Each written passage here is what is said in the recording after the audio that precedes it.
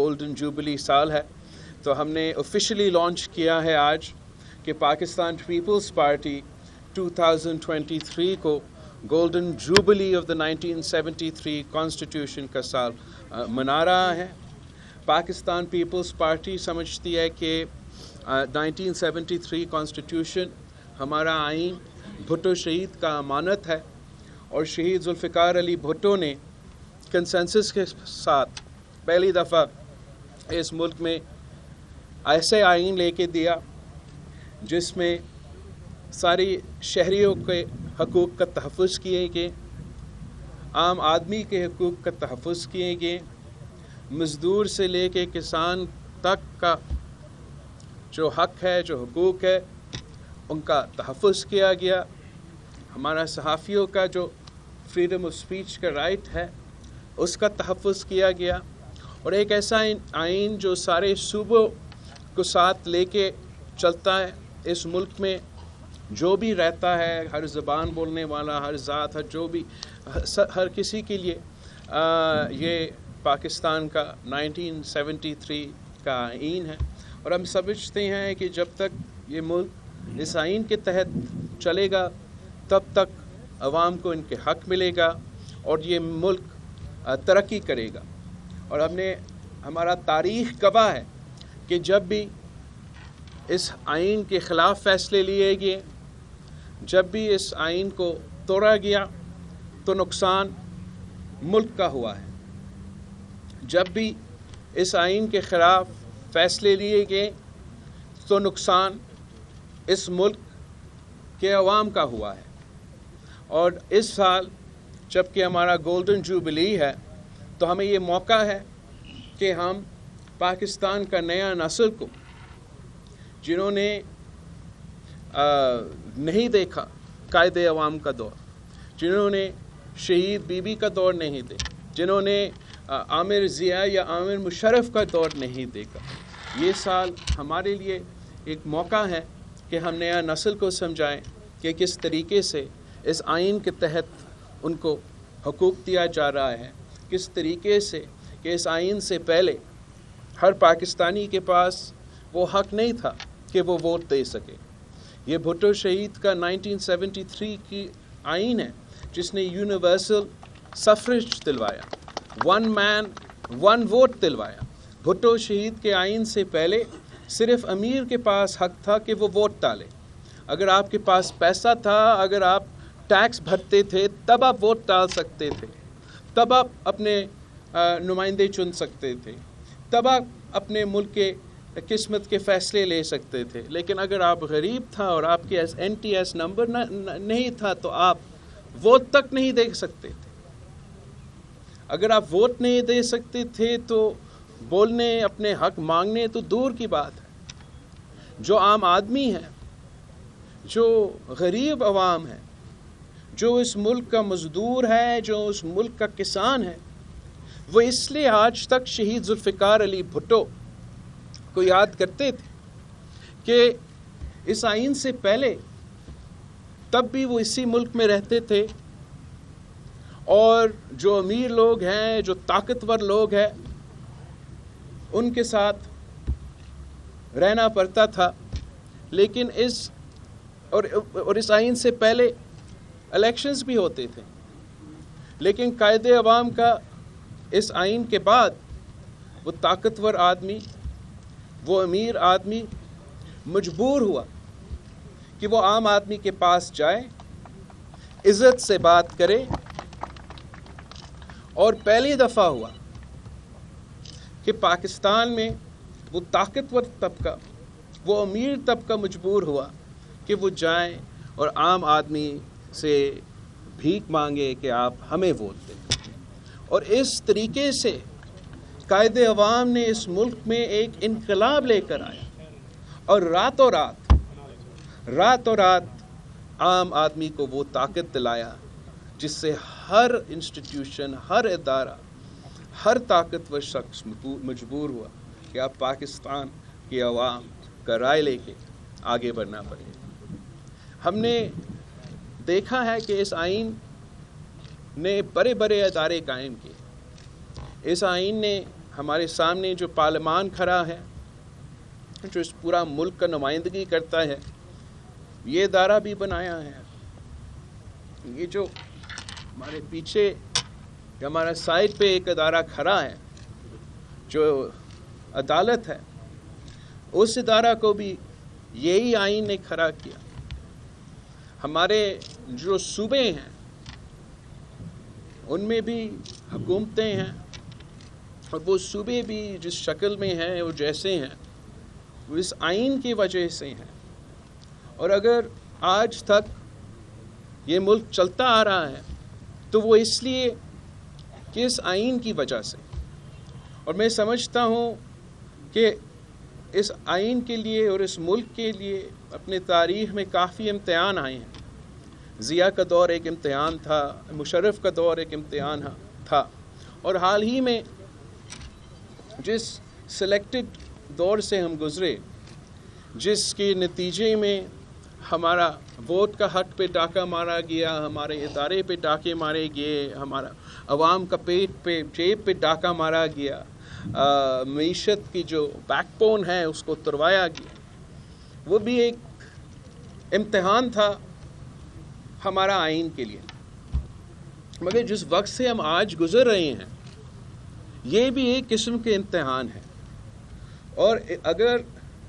ہم اس امتحان سے پاس ہو جاتے ہیں تو پاکستان کی جمہوریت بھی ترقی کر سکتا ہے، پاکستان ترقی کر سکتا ہے. لیکن اگر ہم اس امتحان سے فیل ہوتے ہیں تو میرا خدشہ ہے کہ اس سے عوام کا بھی نقصان ہوگا، ملک کا بھی نقصان ہوگا، اور جمہوریت کا بھی نقصان ہوگا. انگریزی میں ایک کہاوت ہے کہ all that is required for evil to succeed is for good men to say nothing. تو میرا خیال میں کہ ہم اس کہاوت کو اڈاپٹ کر سکتے ہیں کہ all that is necessary for غیر جمہوری قوت to succeed is for جمہوری لوگ to say nothing. اور اس وقت میرا خیال میں پاکستان کا نظام جو ہے، پاکستان کا آئین جو ہے، وہ اس طریقے میں اس طریقے سے نقصان نہیں ہو رہا ہے جیسے خان صاحب کا دور میں ہو رہا تھا، جو کہ ایک پرو ایکٹیو نقصان تھا، جو کہ ایک وزیر اعظم اوپر بیٹھ کے خود حملہ آور تھا کہ میں کیسے 18ویں ترمیم کو کمزور کروں، میں کیسے میڈیا پہ پابندیاں لگا دوں، میں کس طریقے سے اپنے مخالف کو جیل میں بند کر سکتا ہوں، میں کس طریقے سے نیب چیئرمین کو ذاتی مسئلے پہ دھمکی کر کے اپنے مخالفین کو بند کر سکتا ہوں. وہ تو ایک پرو ایکٹیو طریقے سے ہمارا آئین جو ہے، ہمارا جو نظام جو ہے وہ خطرے میں تھا. آج اگر کوئی خطرہ ہے وہ اس سے ہے کہ ان ایکشن سے. اور اس لیے میرے خیال میں یہ جو انیشیٹو رضا ربانی صاحب کا سی کا ہے کہ ہم اس سال اپنا گولڈن جوبلی منائیں گے، تو اپنا آئین کا گولڈن جوبلی مناتے ہوئے ہمیں یہ موقع ملے گا کہ ہم نہ صرف اپنا تاریخ کو یاد کریں، مگر آج کی جو مسائل ہیں، آج کے جو مسئلے ہیں، آج کی جو ہمارے جمہوریت کے لیے، ہمارا معیشت کے لیے، ہمارا خارجہ پالیسی کے، ہمارا سیاست کے لیے، ہمارا سماج کے لیے جو مسئلے ہیں اس پہ ہم بات چیت کر سکیں گے. اور انشاءاللہ تعالیٰ پورا سال ہم یہ گولڈن جوبلی منائیں گے. سارے جو صوبائی کیپٹلز ہیں وہاں بھی منایا جائے گا. ہم سیمینارز بھی رکھیں گے، اسٹڈی سرکلز بھی رکھیں گے، جس پہ ہم تاریخ اور ہمارا نظریہ بھی اور ہمارا آئین کا مقصد بھی سمجھا سکیں گے. اور ہم وہ مختلف کمیونٹیز کو موقع دیں گے جن کو فائدہ ملا ہے اس آئین سے، چاہے وہ ہمارا لیبر ہو، چاہے وہ ہمارا کسان ہو، کہ وہ بھی اپنے طریقے سے ہمارا گولڈن جوبلی منائے. اور اگر ہم آئین کا گولڈن جوبلی سال منا رہے ہیں اور پورے سال یہ ایونٹس ہو رہے ہوں گے، اگر خدا نخواستہ ایسا کوئی غیر آئینی قدم لیا جائے، ایسا کوئی غیر جمہوری قدم لیا جائے، تو پاکستان پیپلز پارٹی کے چیئرمین سے لے کے سینٹرل ایگزیکٹو کمیٹی ممبر سے لے کے کارکن تک ہمیں موقع نہیں ہوگا کہ ہم خاموش رہے. اس لیے رضا ربانی صاحب ہمارے لیے اتنے سارے ایونٹس رکھیں گے کہ انشاءاللہ تعالی ہم ایک شان و شان طریقے سے ہمارا گولڈن جوبلی بنائیں گے. اور ہمارا جمہوریت کو، ہمارا آئین کو، ہمارا انسانی حقوق کو جہاں سے بھی ہمیں لگتا ہے کہ کوئی خطرہ ہے ہم اس کو کاؤنٹر کر سکیں گے۔ آئین جو ہوتا ہے وہ ایک رولز آف دا گیم ہوتا ہے، ایک کانسیپٹ ہوتا ہے کہ یہ ملک کیسے چلے گا، معاشرے کیسے چلیں گے، جہاں ہمارے مختلف رائے ہیں اس سے کنسنسس ہم کیسے بنائیں گے، اور اس معاشرے کو چلانے کے لیے ہم سب کو اپنا حصہ ڈالنا پڑتا ہے، اپنا کردار ادا کرنا پڑتا ہے۔ جیسے کہتے ہیں کہ تالی جو ہے وہ 2 ہاتھ سے بجتی ہے، تو میں نہیں سمجھتا ہوں کہ جمہوری نظام صحیح طریقے سے چل سکتا ہے جب آپ کا جو اپوزیشن ہے وہ اتنا ایک غیر سنجیدہ اپروچ رکھتے ہیں۔ میں سمجھتا ہوں کہ یہ نہ صرف اپوزیشن کا نقصان ہے مگر ملک کا نقصان ہے اور جمہوریت کا نقصان ہے کہ انہوں نے ایسے فیصلے لیے، ایسے سیاسی انتہا پسندی کے مطابق فیصلے لیے جس سے وہ اب پارلیمان کا بھی حصہ نہیں ہے، وہ نہ کوئی صحیح نظام کے حصے ہیں۔ وہ کہتے ہیں کہ ہم دہشت گردوں سے اور ٹی ٹی پی سے اور اے پی ایس کے قاتلوں سے بات کر سکتے ہیں مگر اپنے پارلیمان میں جو ساتھی ہیں، عوام کے جو نمائندے ہیں، ان سے ہم بات نہیں کر سکتے۔ میرا تو کوئی دل نہیں کرتا کہ میں ان سے بھی کسی سے بات کروں، لیکن جب آپ پارلیمان کا حصہ ہوتے ہو اور ایک ٹریجری بینچز میں کوئی بندہ ہے یا کوئی اپوزیشن بینچز میں، آپ کا ایک پروفیشنل رسپانسبلٹی ہوتا ہے کہ اس ادارہ کو چلانے کے لیے، اس ملک کو چلانے کے لیے ضروری ہوتا ہے کہ آپ پسند کریں یا نہ کریں کہ ہم سب ایک رولز آف دا گیم کے تحت چلیں،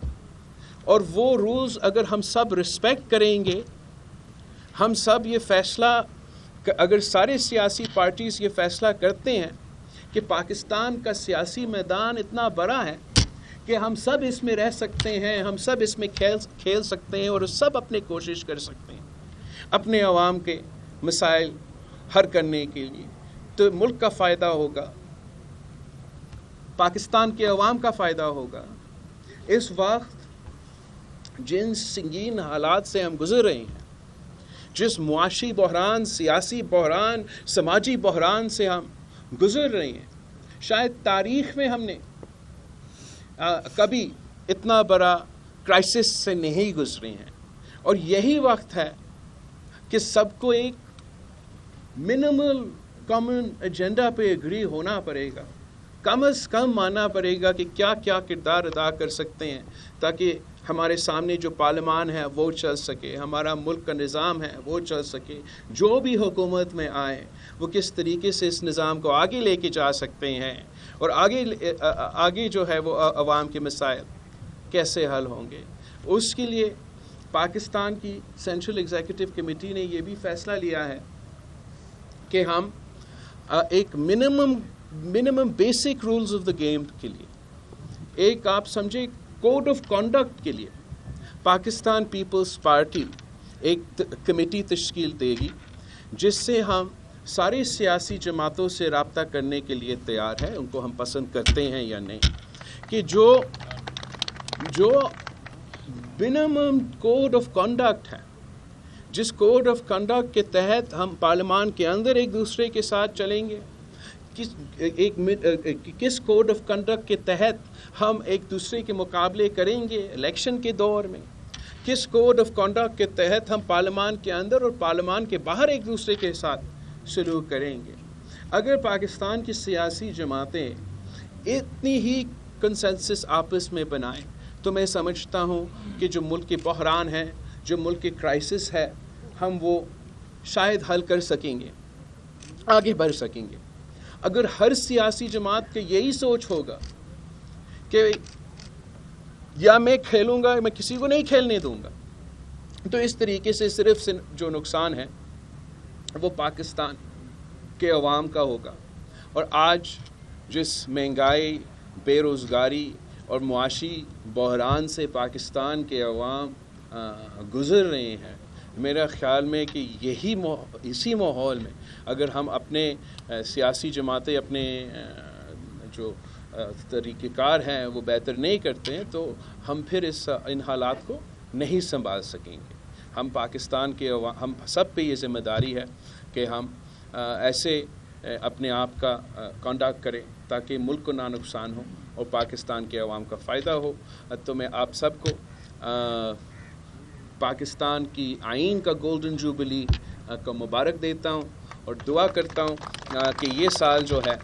ہم پاکستان کے آئین کا جو گولڈن جوبلی سال ہے اس میں ہم اپنے نظام کو منیمم پاسبل طریقے سے تھوڑا سا بہتری کی طرف لے کے جائیں تاکہ پورا ملک کا فائدہ ہو. آپ سب کا بہت شکریہ.